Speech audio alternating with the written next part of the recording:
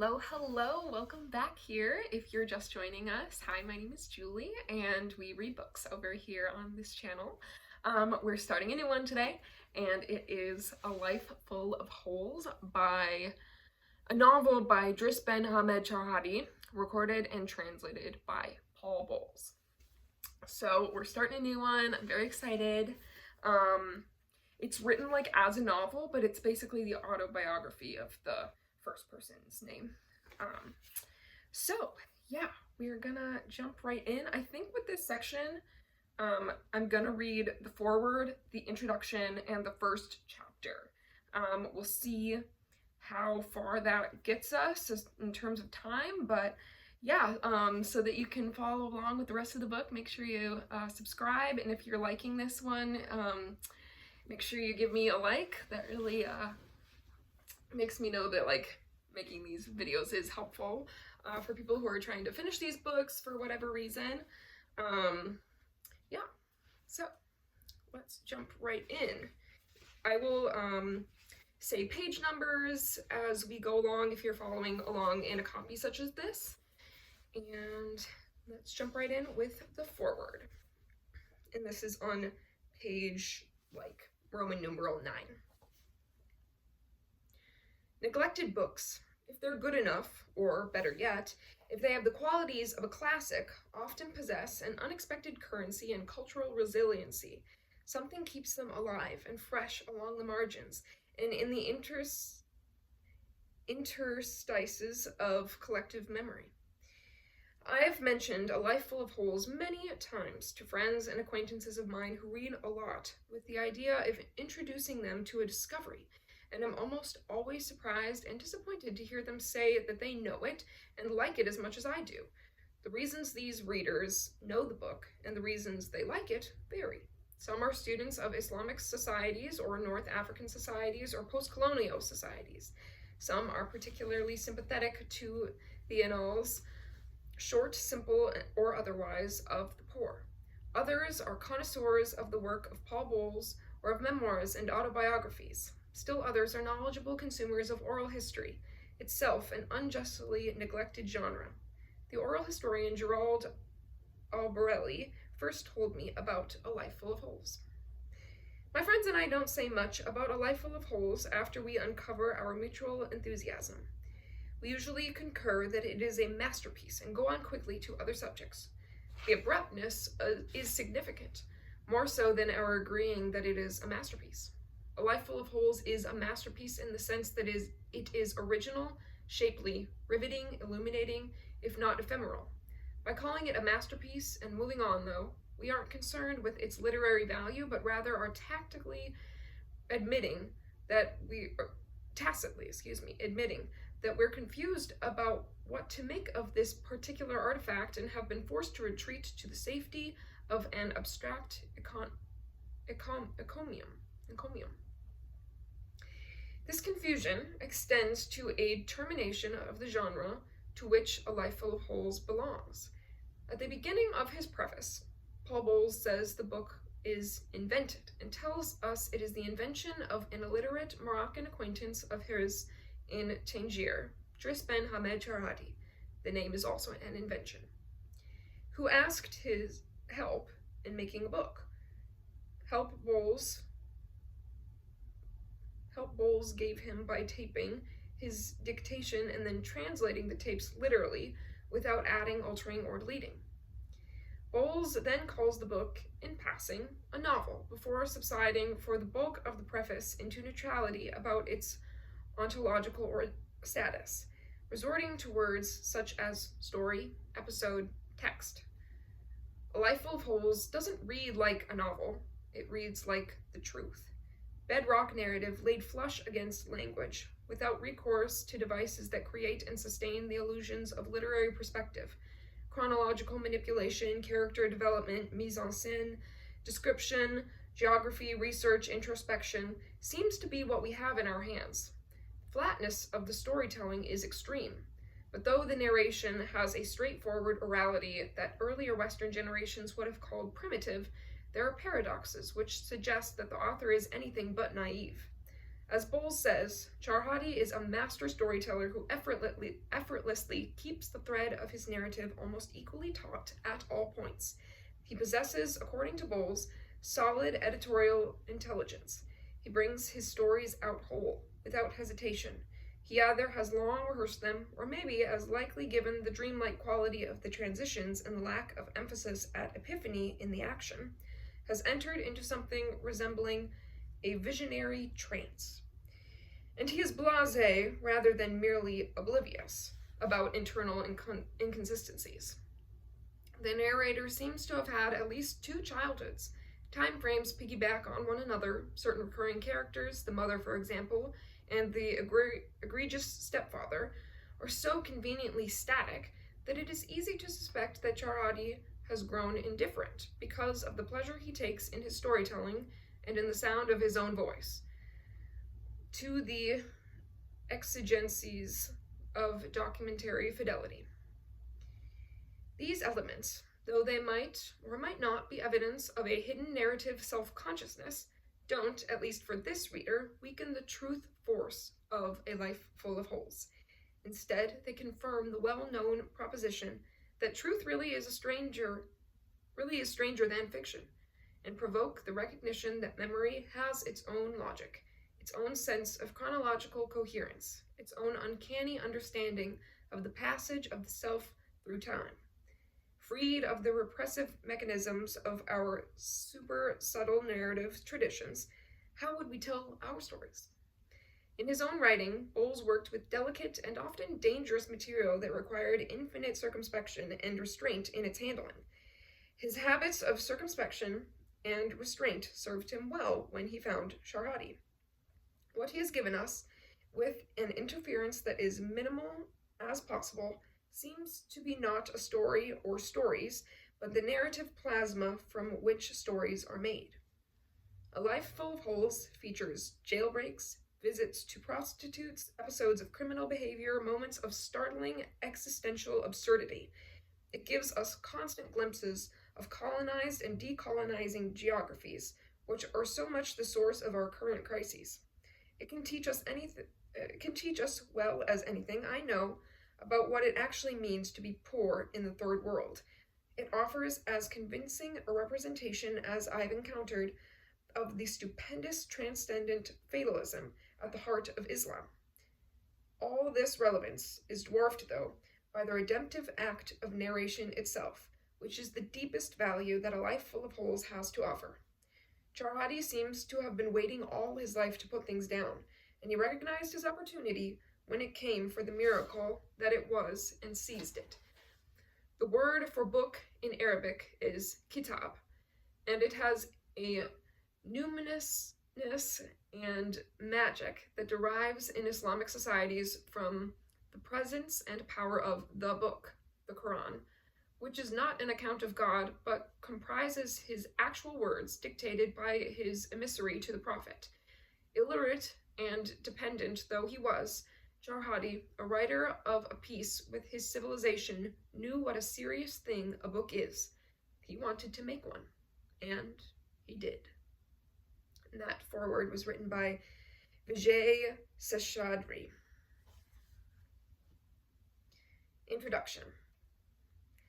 The man who invented this book, and along with it the name of Driss ben Hamed Charhadi, is a singularly quiet and ungregarious Northern African Muslim. His forebears are from a remote mountainous region where, however, Moghrebi Arabic rather than a Berber tongue is spoken. He is totally illiterate. His speech is Moghrebi, is clear and correct. Like a peasant's, it is studded with rustic locutions and proverbs. The fact that translating and compiling the novel was a comparatively simple process is due mainly to the sureness with which he proceeds in telling a story. He knows beforehand just what he is going to say, and he says it succinctly and eloquently. The book came to exist in a roundabout fashion. Charhadi used to call by to see me from time to time, usually in the evening on his way home from the cinema. On one of these occasions, he had been to see an Egyptian historical film. People in this part of the world are prone to confuse the intent of feature films with that of newsreels. Was it possible, Charhadi wanted to know, that the entire city of Cairo had been destroyed without his having heard it on the radio? When I told him how fictional films are made and what they are meant to be, he was particularly struck by the fact that it is not forbidden to lie. I said that no one thought of filmmaking in those terms.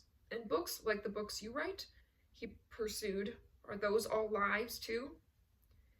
They're stories, like The 1001 Nights.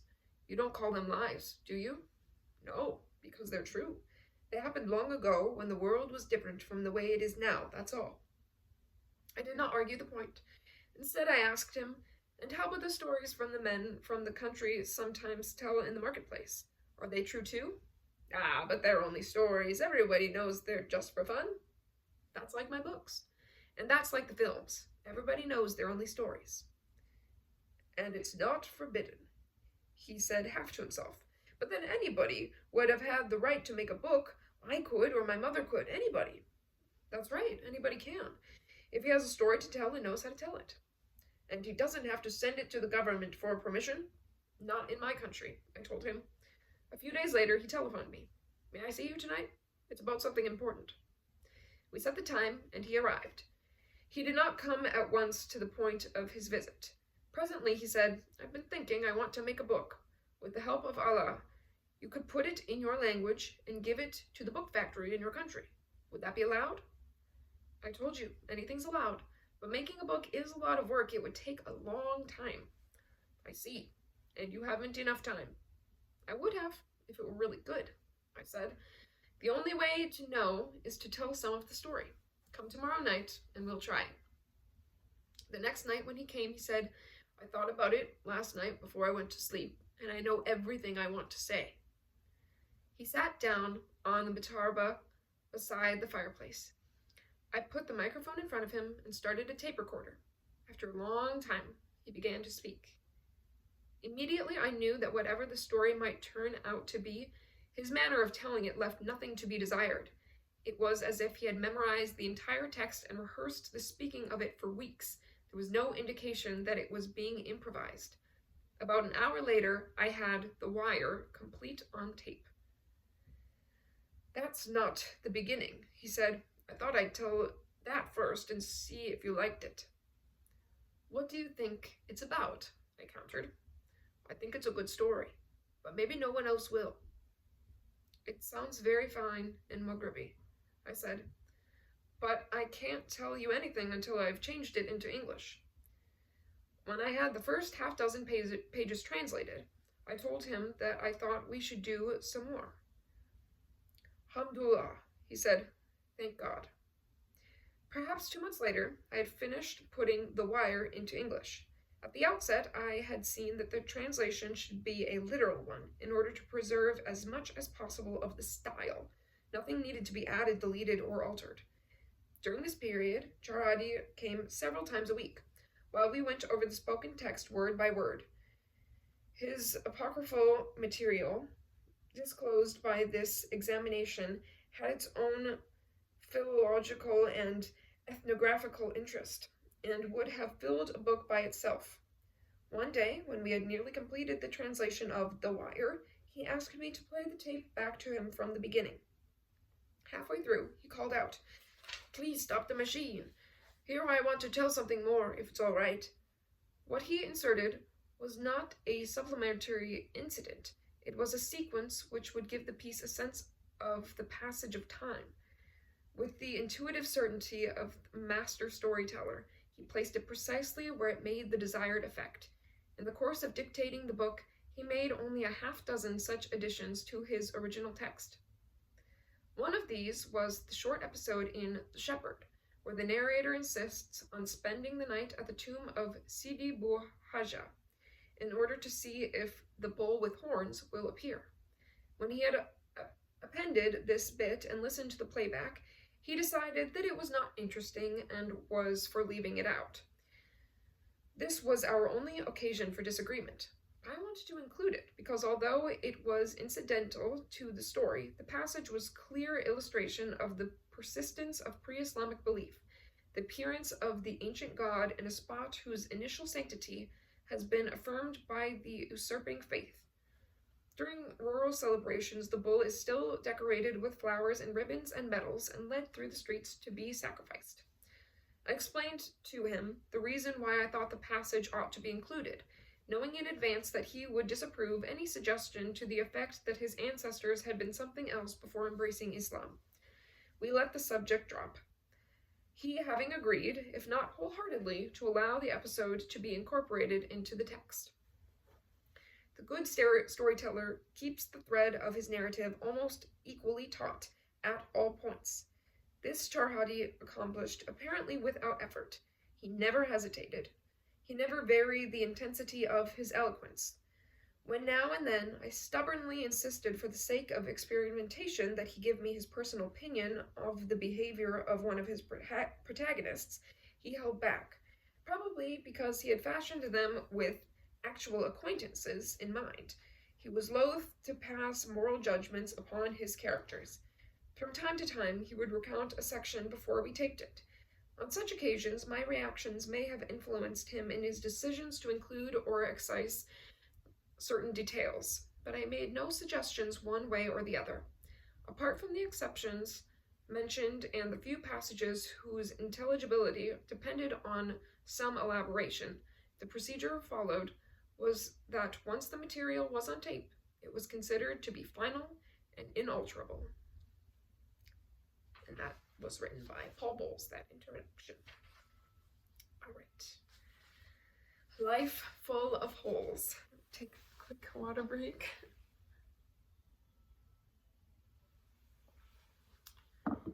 And I apologize for the stumbles as I always get into a new book. I'm kind of like getting used to the style of the writing and everything, so things will improve as we go along. But let's start with chapter 1 on page 1, The Orphan. When I was 8 years old, my mother married a soldier. We lived in Tetoan. One day, my mother's husband came home and told her, "We've got to go to Tanja. They're moving the barracks there, so we have to move too." "All right," she said. "If we have to move to Tanja, let's go. Get everything ready. When the truck comes to the house, we'll put it in and go." "Waka," she said. She packed everything. Clothes and mattresses and cushions, and at noon, a truck came. They put the things in, then we got in the truck too, and they drove us away.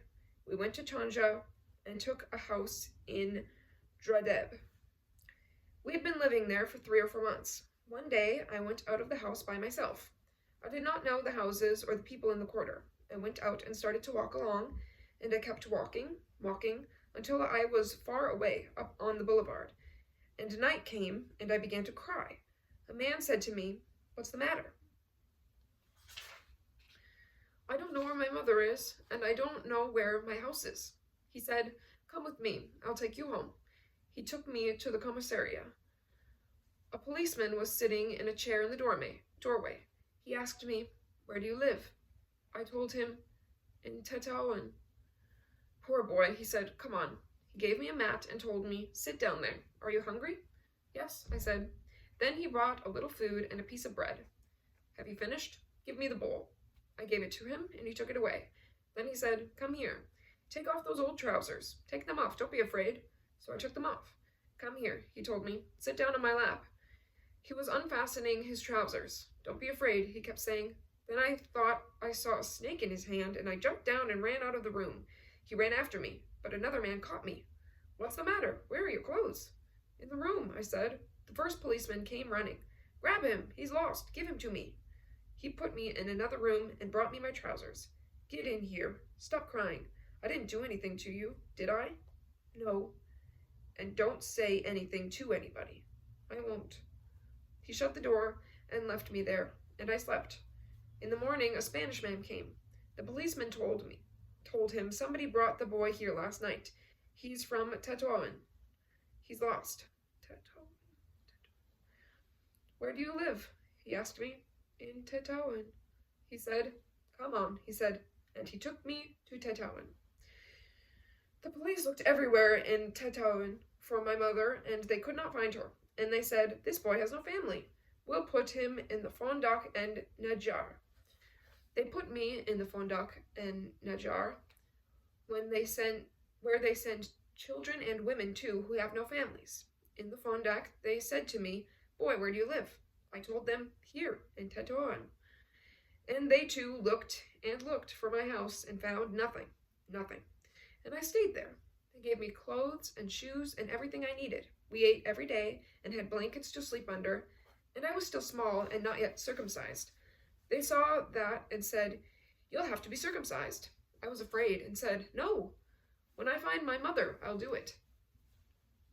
They called me the Pacha. He came and said, "That boy must be circumcised now." 2 men took hold of me and handed me to the women who lived there. They killed 2 rams and then they circumcised me. I stayed with the women there until I was well. Some of them gave me candy and some gave me money, but I did not know what money was. When I was well, I went back to live with the others. I was learning to read. From one day to the next, I was beginning to know something. One day, the Khalifa came to the Fondak and Najjar to see the Pacha. "You must give all the children and women new clothes," he told him, "because now I am having my wedding feast. I'm going to take them all to my orchard so they'll be happy. They have no one to do anything for them." The Pacha called us at noon. "Listen," he told us, "go and eat now, and when you've finished, come back here. I'm going to give you all new clothes." "Why?" we asked him. "Because you're going to the Khalifa's orchard. He's going to be married." We went and ate, and we were talking among ourselves. "Allah, my friend, the Khalifa's getting married. Now we're going out to his orchard and everything will be good. A big orchard. We can hide in it and everything." "Yes," we told each other. After lunch, we went out to the storeroom, and they gave each one of us a shirt, a pair of trousers, a jacket, and a pair of sandals, all the children. Then the women came, and they gave them clothes too. We went upstairs into the mosque and studied all afternoon. When twilight came, they called us. "Come down and eat," they told us. "When you've finished, you're going in the soldier's truck to the Khalifa's orchard."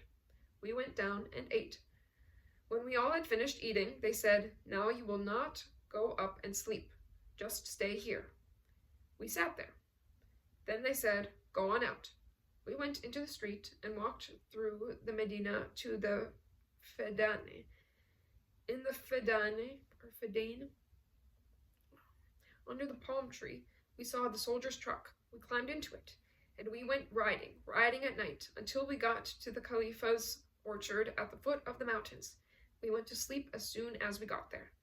The next day, we saw that there were trees everywhere, and many of them had fruit in them, apples, pears, peaches. And when we picked the fruit, they let us keep it and eat it, and we stayed there playing all day. It was a day when we were all happy, and I said, "Allah, let me live here forever. It is a good place for me." The next day at noon, they gave us a feast. Steamed rice with cinnamon and sugar on it. I have never had such a good meal. "Eat," they said, "and if you haven't had enough, we'll give you more." I turned to the boy beside me and said, "You see, my friend, it would be better if they'd leave us here always. This is the best place for us."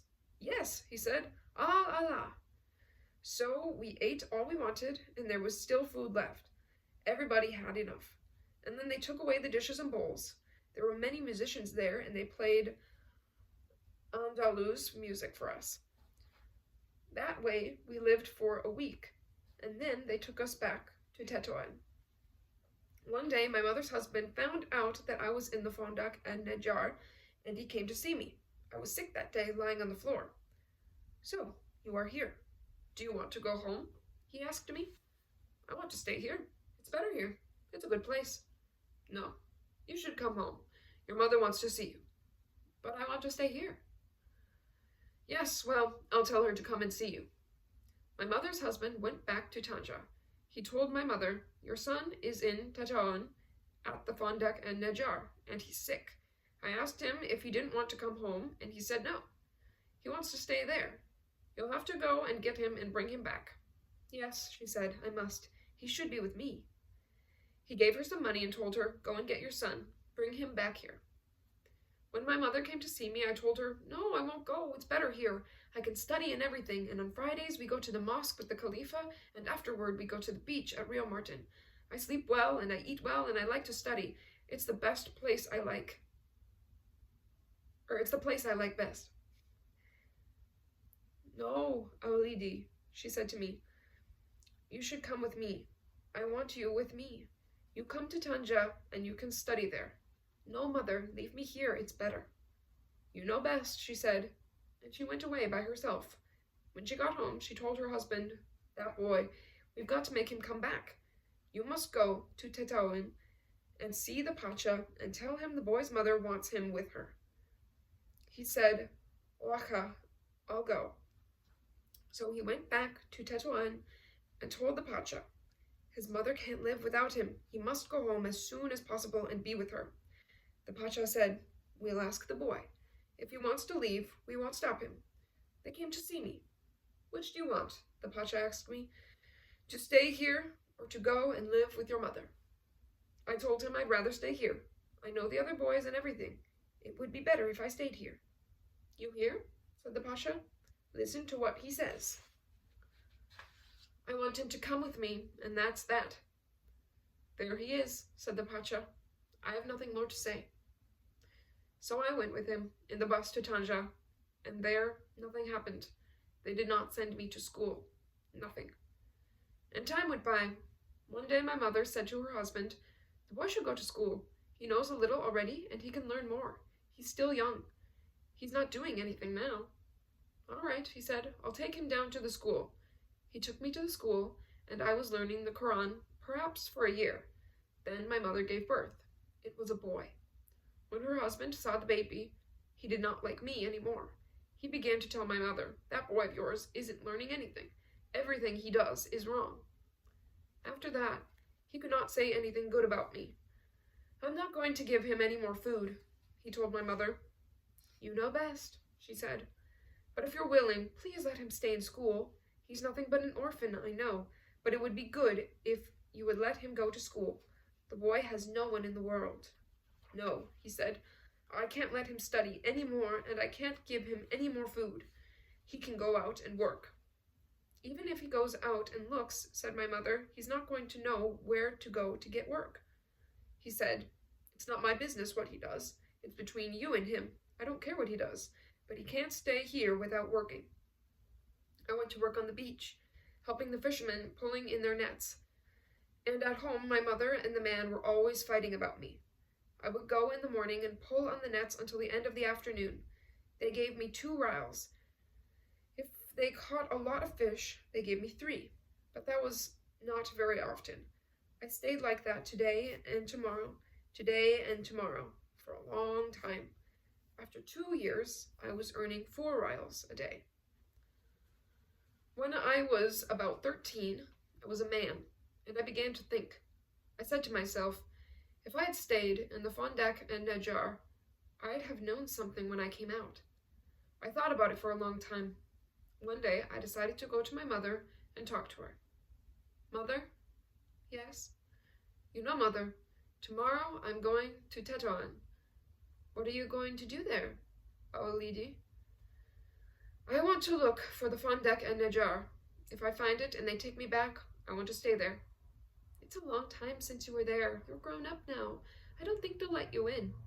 "You don't know Tetoan. You won't know where to go. You don't know anybody there. And yet you want to go. But if you do, I can't say no." I said, "Mother, I've got to go, and that's all. Your husband shouts at you all day, and it's about me. I'm going to go and take the life Allah gives me. I'm tired of looking for better work here. But if I can't find the Fondek and Najjar, I'll come back." She said, "Yes, Aulidi. If you want to go, you must go. But give me something to eat on the way," I told her. "Oh, okay," she said, "in the morning." I went to bed. I got up at 7, and I told my mother I should go now, so I can get there early. Give me the food.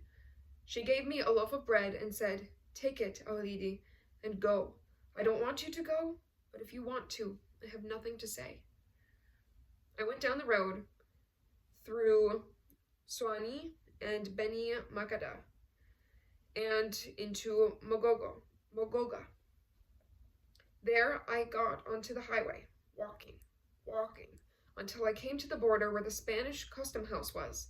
I tried to go behind the buildings, but a soldier saw me and called to me. "Boy, come here. What have you got there?" "Nothing." He said, "That blanket, where did you get it?" "I brought it from home," I said, "and I'm going to Tetuan to see my uncle." I said nothing about the Fondek and Najar. "Have you got a passport?" "No," I told him, "I haven't got one." "How old are you?" 13, but I have no passport." "Let me look in your bundle," he said. "Here." I opened it for him. "It's a blanket with bread inside." He said, "Go on your way." I went on walking, until I came to a river. The day was hot and the sun was shining, and I said to myself, "This river has good clear water. I'm going to sit down here and rest a little and wash my shirt, and then I'll go on." I sat down and rested and ate a little bread. Then I washed my shirt and spread it from the top of my head to dry, and started out again on the road, walking, until I came to a place called Feeney. By then, I was tired and could not go any farther. I saw a palm fiber factory not far off, and I thought, I'll go and look at the factory. If there's any work there, I'll stay and work. I went up to the factory and saw a man standing in the doorway. "Mohammed, listen," I said. "I want to talk to you." When he came over, I said to him, "Are you taking on any workers?" "I don't know," he said, "but ask that Nazarene, that Spaniard over there. Ask him." I went to speak to the Spaniard. "Please, I want to talk to you. If you need anyone to work for you, I'll stay here and work." "Do you know anything? Have you got a trade of some kind?" he asked me. I told him, "No." "You've never worked with iron?" "No." "You see those pieces of iron there? You make 100 pieces a day. You have to keep putting new teeth into the machine." I said, "All right, I'll try." He took a hammer. "Here," he said. He showed me how to use it on the piece of iron. Then he gave me the hammer. I worked about an hour, and by then I had not even made one piece. The Spaniard said, "You won't do. You don't know how to do this work here. The people from the mountains can make 10 pieces in an hour. You can't even make one." "You know best," I told him. "No, you can't work with us," he said. I went out. I walked up to the barracks on the hill where the soldiers live, and an army truck was coming along the highway.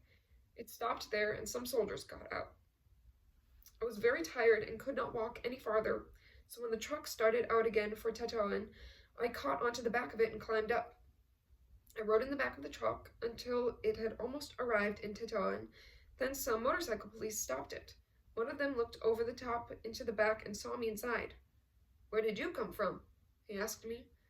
I told him I had come from Tanja and got as far as Finidak and couldn't walk any further and had got on the truck. "Come on, get down," he said. I was afraid. I thought, this one is going to do something. "Climb down from there and get out of here." A good man after all, I thought, and I kept walking until I came to the city, and I went into Tetuan and went first into the Fedane, where the Thekhalifas palace is, and kept walking around. The blanket was under my arm, and I was hungry, but I did not know anyone in the city. Who can I talk to now? I thought. I can't ask anybody for a duro. Nobody's going to give me anything. I don't know anybody. I'm going to sleep here on these steps, as Allah wants it, and in the morning I'll look for the Fondek and Najar. If I don't find it, I'll look for work.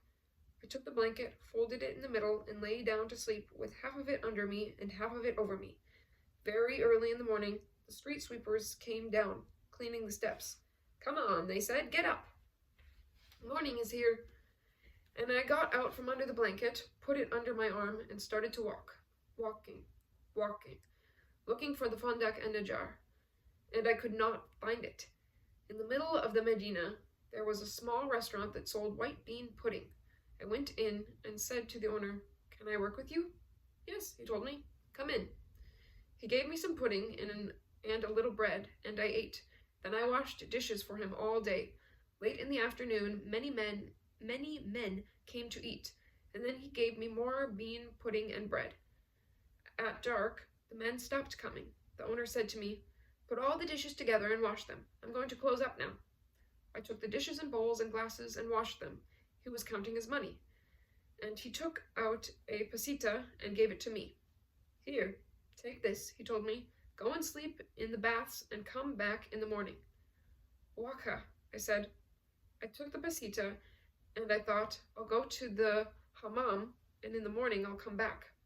I went to the hammam, took out my blanket, folded it in half, and slept in it. When I woke up in the morning, I began to think, now I'm going to the restaurant to work again all day, and he'll give me food, and when night comes, he'll give me a peseta and tell me to go to the baths again, and I'll never find the Fundak and Najjar. I ought to have stayed in Tanja. It would have been better for me. I decided to go out onto the highway and go back to Tanja. I'll leave Tetuan right now, I said to myself. I put my blanket under my arm and went out into the street and started to walk. And I walked out of the city, walking. And I thought, I'll make a shortcut here, off the highway, along the mountain, and come back onto the road beyond. People are always talking about a shortcut here. I wanted to get back onto the highway at Etstenin, and I was not following any path, just walking along the side of the mountain. Soon I came to a patch of forest. I looked around and there was nobody, no sign that people had ever been there. I thought that if I went farther I would get lost, so I turned back and went out of the forest. I looked down to the highway and saw some shepherds and some men plowing. One of my sandals was loose, and while I was running down the mountain, the strap broke. I took it off and carried it in my hand. Then the other one broke too, and I carried them both. I kept going. There were thorns everywhere, so it was hard for me to put my feet down. Then I came into a plowed field. 4 shepherds saw me. They called to me, "Ya, si Mohammed." "What is it?" Come here, they called. Yes, I went to where they were. Maybe they'll have a little bread, I thought. When I got to them, one of them said, "What have you got there in that bundle?" They were a little older than I was. "I've got nothing here," I said, "a pair of broken sandals and a blanket." "What were you doing way up there on the mountain? Where are you walking to?" "We're going to hand you over to the soldiers." I said, "You're going to hand me over to the soldiers, are you?"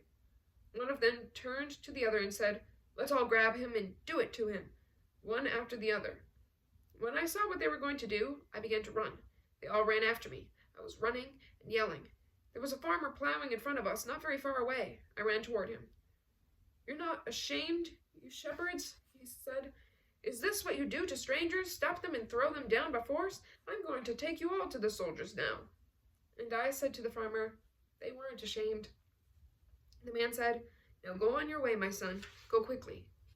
So I went to the highway and followed it, walking, until I came to a souk, S-O-U-Q, in the country called El Arba. When I got there, I could not go on. I was hungry and tired, and my feet hurt from going barefoot, and the hot sun had been burning me all day. I fell down on the ground in the marketplace and lay there. After a while, some people began to come out of a palm fiber factory that was across the highway. One of them said, "What's the matter with that boy lying there?" I heard the words but could not move. A man bent over and touched my head. "This boy is either hungry or thirsty," he told them. "I don't know which." "Wait," said a woman. "If he's thirsty, I'll bring him a bowl of buttermilk." And she brought it, and I drank it and sat up. She said, "Do you want to eat?" "Yes," I told her. She brought me country bread made of corn and oats, and I ate. At first the bread tasted sweet, sweeter than any bread I had ever tasted, but by the time I had finished eating, it seemed like ordinary country bread. I said to myself, "You see what hunger can do? When I was hungry, the bread tasted like honey. Before I ate, I couldn't even move my knee, but now that my belly is full, I feel strong, and I know the bread isn't sweet after all."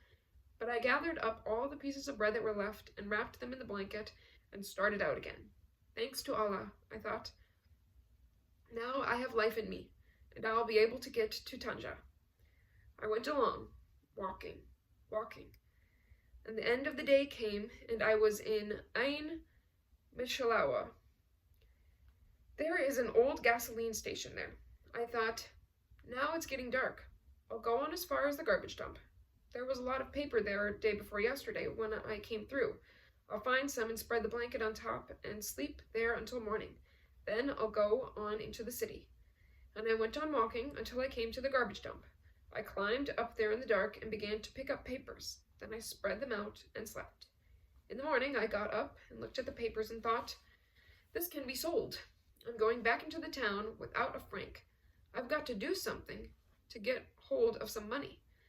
I picked up about 50 pounds of paper and twisted wires around it and carried the bales along with me. It was 5 kilometers to the beach, but I carried them there to an old Frenchman who had always been in Tanja and had always bought old paper, and I sold them to him. When that was over, I thought, thanks to Allah, and I went to see my mother. Well, my son, she said, did you find the Fondek and Najjar or not? I said, no, I didn't find it. But for a long time, I've had the idea in my head about going to Tetuan and looking for it on the chance that I'd find it. I wanted to see it again, looking the way it did the first time I went. It was hard, but I thank Allah that I went. In my head and heart, I was always in the Fondek and Najjar. It's an orphanage, and I'm an orphan. I've always said to your husband, let me go, and even you wouldn't let me stay there. You came to see me there and said to me yourself, come with me. I told you, no, mother, leave me here, it's better here. And now you see how much time has gone by, and still I say the same thing to you. For 5 years, I've been telling you my place was in the Fondek and Najjar. If I'd stayed there, I'd have learned to read. I'd have learned some trade, or at least how to take care of myself in the world. Now there is nothing I can do. Allah will judge you and your husband. No, my son, it's not my fault, she said. I can't do anything for you. That's just an idea you've put into your head. I said, no, you did it. You sent your husband to get me. Now I can't read, and I have no trade, and I have no one to follow. And that is the end of chapter 1. We will pick up with chapter 2 next time. I hope you enjoyed the beginning of this, and we'll see you next time. Bye.